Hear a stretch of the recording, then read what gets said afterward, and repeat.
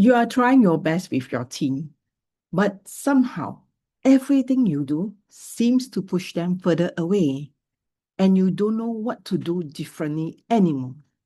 You try talking to them, you try giving them space, you try helping them, but instead of getting closer, things just don't stay the same. They get worse.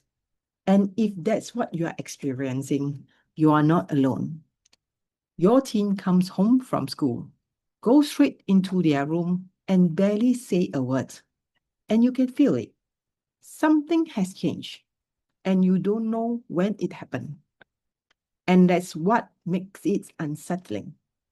They are on their screen, or they say, I'll eat later.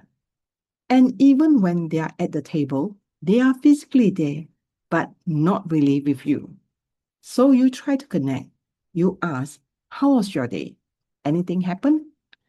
At first, you are just curious. But when all you get is fine, okay, nothing, something inside you starts to tighten. Now it's not curiosity anymore. You just want to know what is happening to my child. So you ask again and again, trying to get something, anything. But the more you ask, the more they shut down.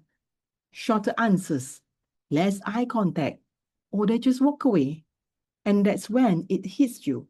This isn't just distance anymore. It feels like you are slowly losing your teen. And a lot of parents tell themselves, maybe this is just teenage rebellion. But what if this not? Here's what most parents don't realize. It's not the question itself. By the time your teen gets home, they're already exhausted. School pressure, social pressure, expectations. They don't have the energy to explain their day, to process it, or even find the words. So when they hear, how was your day? It doesn't feel like connection. It feels like another demand they don't have the capacity to meet. So they shut down, not because they don't care, but because they're already overwhelmed. So you start to wonder, maybe I'm doing too much. Maybe I should just give them space. One parent thought giving her daughter space would help. And when your teen is struggling, that's what you are told to do. Give them space. Don't push. Let them figure it out. So you step back. You stop asking. You stop checking in because you don't want to make things worse. And you tell yourself, they just need time. I remember hearing about a young woman. She was studying overseas and suddenly she stopped. She came back home and refused to continue school.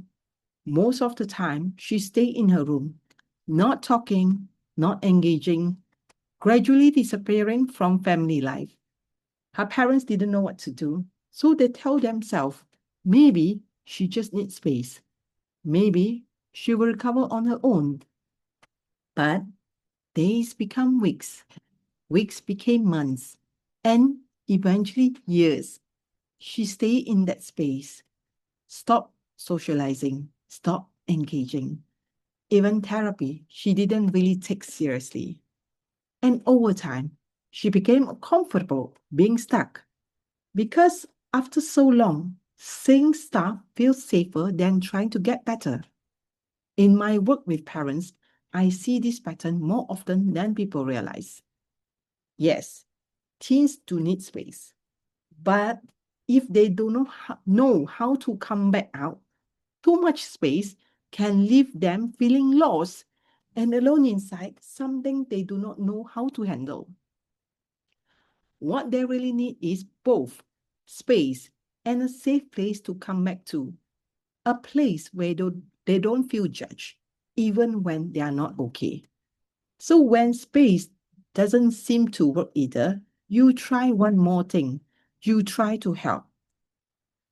You say one simple thing to your teen, and suddenly it turns into argument. You weren't trying to fight.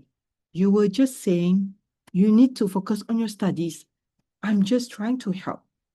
But instead of listening, they get defensive, irritated, or they step back. And now you're confused. Because from your side, you are trying to guide them. But from their side, it doesn't feel like guidance. It feels like criticism. When a teen is already overwhelmed, what sounds like advice to you can feel like pressure to them.